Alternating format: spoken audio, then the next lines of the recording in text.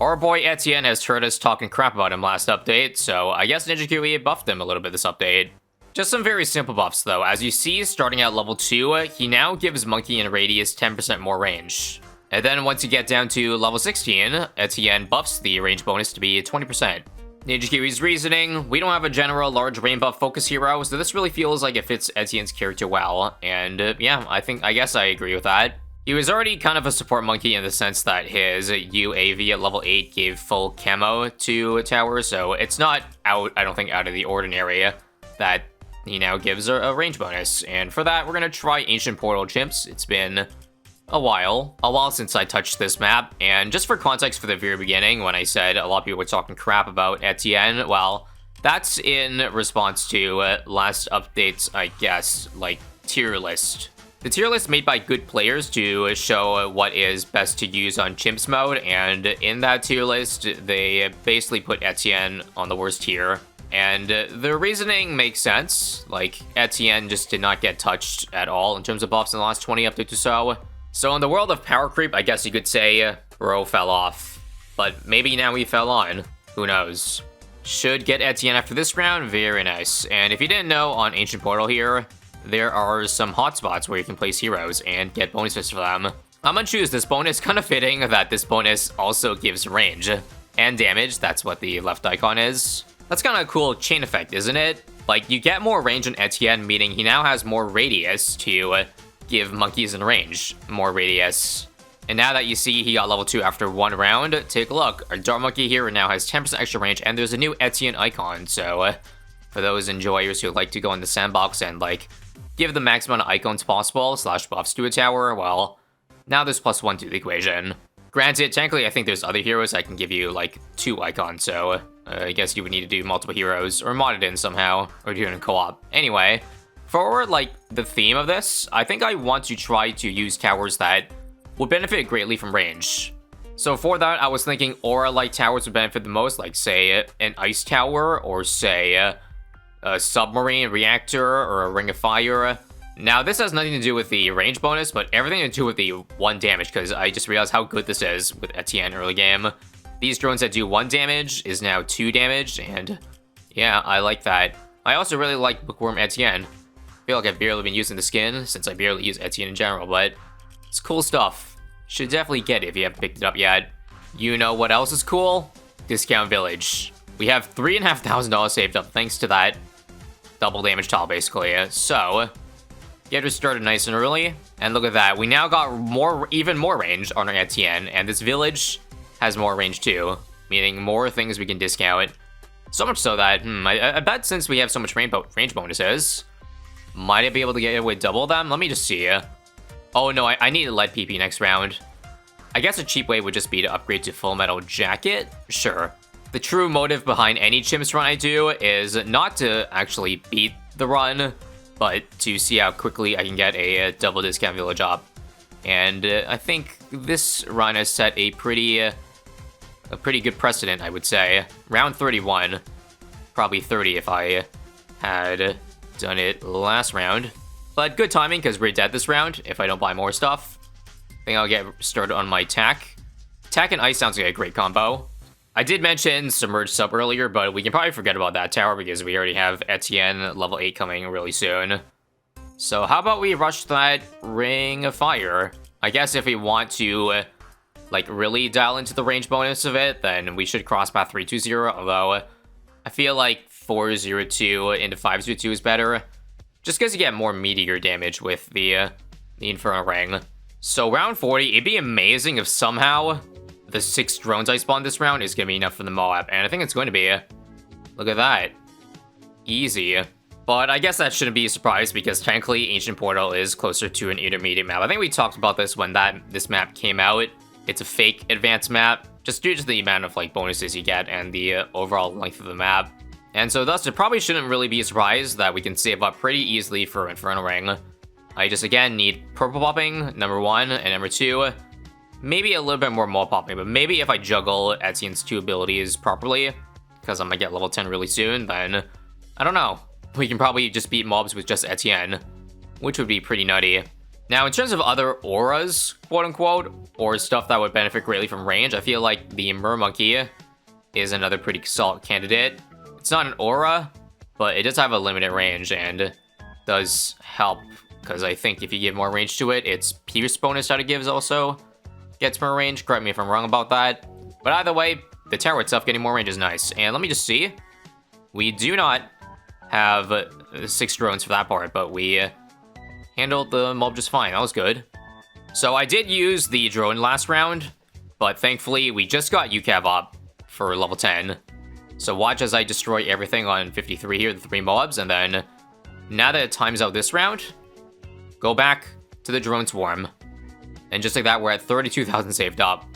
And once we get level 11 too, maybe we can beat mobs just on its own. We get a 3rd drone at level 11. If I can't beat it this time, I will have to add more, but it seems like we're barely able to hang on to beating 1 mob here. Cool stuff. And just for those who don't know about this map already, the totems lighting up on the top right side mean you can now explode like this area for a solid amount of damage and a stun, I think. So yes, that is a 3rd option that can bail me out if I need more damage somehow. We're also only 10k away at this point. Should I use stun here? You know what? Sure. For those who don't know, I'm pretty sure these totems will light back up again. Or rather, they're based on pop count of things you pop in the radius, or maybe in general. Again, I forget, but it's one of those things. 61 here. Use drone for all Moabs, and oh, bad timing. We've had back-to-back rounds of, like, mobs to deal with, so now we don't have an ability for 62, so that probably means time to upgrade. I probably don't need much, though, do I? What if just jungle jumps gets me through? A little bit of attack speed? Nah, there's no way this is gonna work because I just realized that we have F-mobs coming at the end of the round, and I won't have the ability, will I? It's actually really close. Come on. Get the swarm now? Nope. Definitely too low, too late, but again, the fact that this saved up 42,000 is kind of crazy, isn't it? Alright, do we do it? Mermonkey?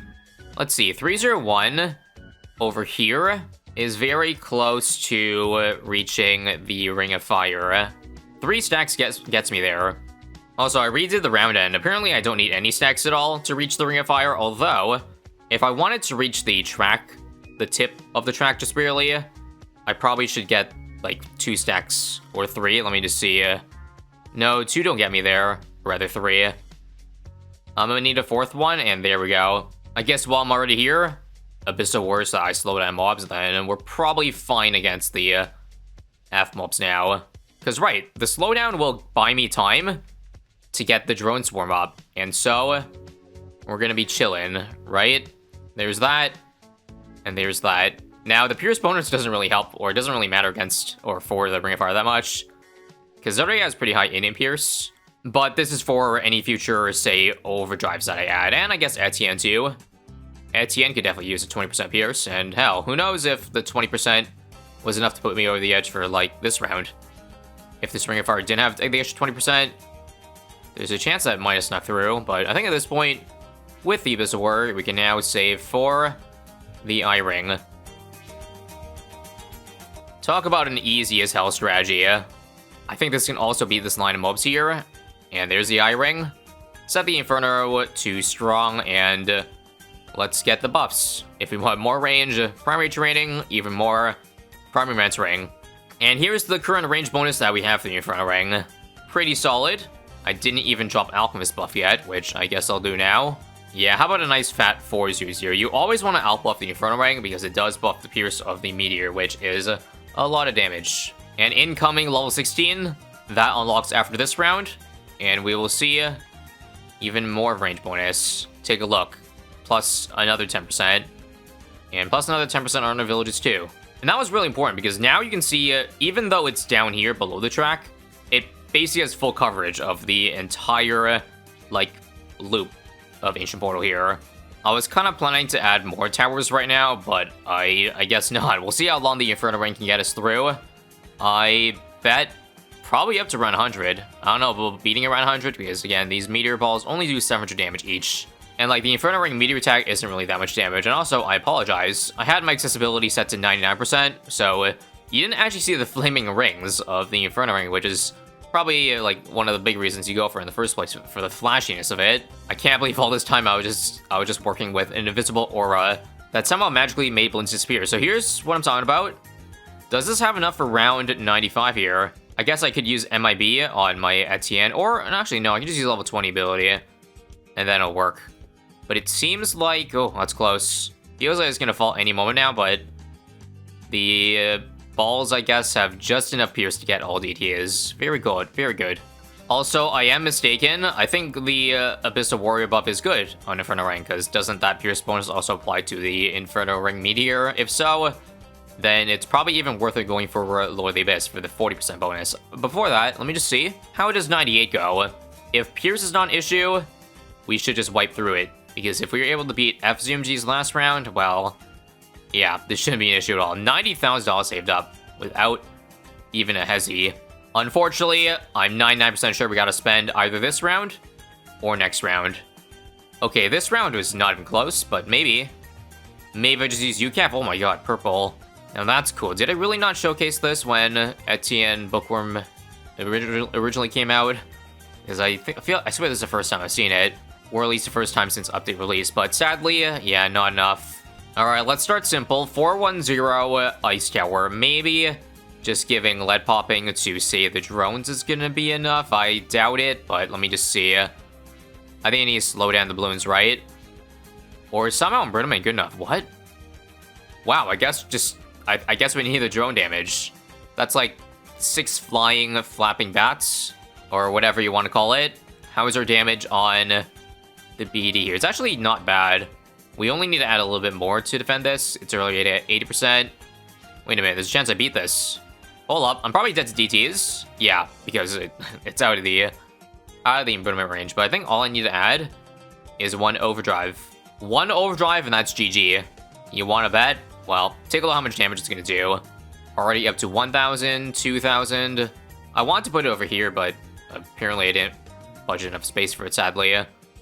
Surely 3,000 extra will be enough to get the embrittlement to handle DDTs. Oh, yeah, nice.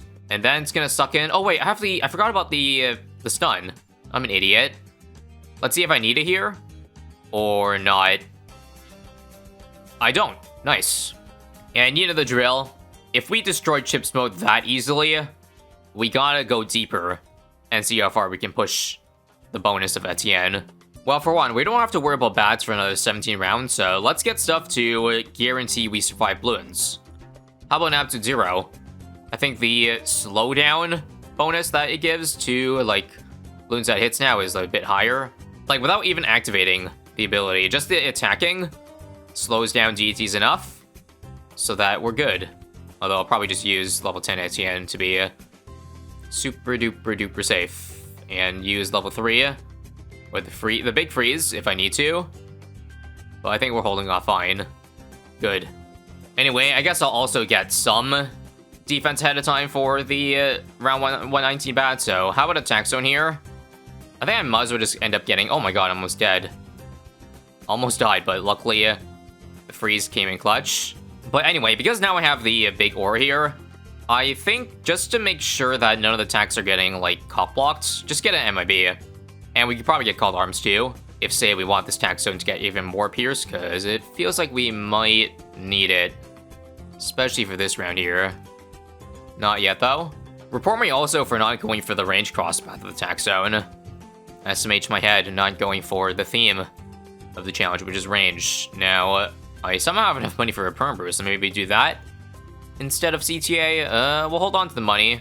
Maybe, just maybe, I can keep doing it without. I think what would be more economical for mob defense is Super Brittle and Called Arms. That's the same price as the perm brew, but I think gives me a lot more flexibility in late game.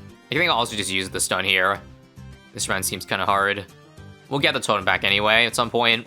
We're popping so many balloons at this point that it should light up pretty quickly. But I think it's based on the amount of balloons you pop, not the actual pop count. Like, for example, beating a ceramic only counts as 1 towards the count of the totem, as opposed to, like, 100 damage that you need to do to beat it, if that makes sense. So it might not actually come out as quickly as I would like it to be. Anyway, round 111 is tight. So let's save our UCAT for the end. How about now? Another big freeze here. Down to Moabs, but not enough. Yep, think it makes sense to call the arms down. Let go. Combo it with level 20 UCAT for more damage, of course. Bigger burst and easy. 1.5 times pierce and attack speed goes a long way. I think I'm also dead this round. I got everything off cooldown. Unlucky. Drones? Yeah, of course, of course. Do you know what? I've also been doing this so far without even a glue gunner. No glue is diabolical. Let's just get these Cerebral out of the way. And they should now pop the FDDTs much easier. I also just realized there's a nice benefit of using the Altitude Zero early. It gives an attack speed bonus to Ice Tower, so more Cerebral shots means more, like it pops or damages the DTs earlier, so we get the damage bonus on them.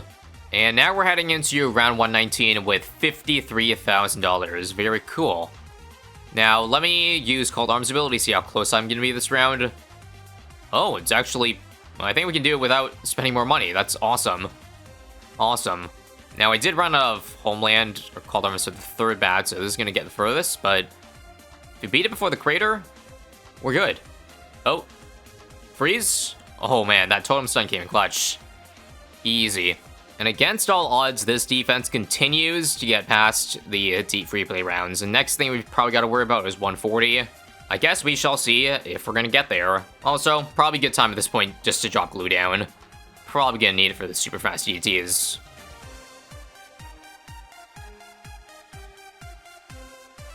I've now added a giant flashbang to my arsenal. Bring it on. And yep, that damage is going to take me a long way. Again, probably not enough to beat 140. Unless I just went for something like a Carpet of Spikes. We'll see where the money's at. If you like seeing damage number go up, this is definitely the run for you. 10 million pop stun in front of ring right now. Now, I gotta save Homeland for round 138, or else I am cooked. Maybe... oh my god, we leaked one ceramic. Maybe we can tail it into 138, so use it at the very end is what I'm saying. So that, you know, we'll still have it up for 138, just only at the beginning. I think now is good. Never mind. Yep, I think I got no choice here. Another flashbang. Hopefully beat this within 10 seconds so that I have this tailing in, alright. Gotta be this first try because with the way the game works, if Homeland times out and you redo the round, it stays off. Translation, the game does not save the save state of Homeland defense. So Giant Stun now, and then I'll save my Aptitude Zero for the absolute last second. Yes, I did that on purpose. Seems like Relentless Stun's gonna be good enough though. Can we give a hallelujah to that? Oh boy, nope. Had to use a freeze there, because I saw a balloon leaking. Homeland now? Oh, and me. And me.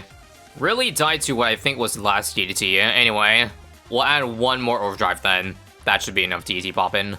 Should be enough, right? Yep, this one's good. I haven't even had to use AZ yet. I'll use it now. And it seems like the round's done. Yep. All I needed was one. So how close are we actually to beating 140? Let me charge up one overclock ability, just so I can use it on the attack zone. It's probably your strongest, well, single target, it makes sense. I only have 25,000. Yeah, I doubt that's gonna be enough, but it would be fun if it somehow was. Let's go. Another flashbang, attack zone doing up to 10,000 while it's on top, but it's only on top very briefly. Added an imprisonment over here. Nope. Not gonna be enough. I don't know if there's $21,000 that can get us through the last 25% HP of that. Alright, new plan then. Let's get a Glue Strike. That is plus 3 damage. Unfortunately, it didn't cool it off, so it's a little bit late. But regardless, plus 3 is still plus 3. Now we're at 80% now, and wait, we're gonna pop it. What a difference the Glue Strike makes. I lied, we did not pop it, but we're very, very, very close. Alright, last try for real. This popped pretty early. I mean, last damage phase, that is, and... Yep, that's about as far as things go, but there's no way that late in the track that we have enough for DDTs. Good. Very good attempt, though. And very good run by this set of towers. Check the overall pop count. 10 million for 3.4 on Etienne. He did some pretty good carry work too. Anyway, it probably only helps for very specific strategies, but I would say the 20% range bonus was pretty helpful here. Does that make Etienne good enough to move up the tier list? Well, apparently, yeah, 1 tier. This update is better than nothing, I guess. Thank you for watching, click here for more, and I'll see you later.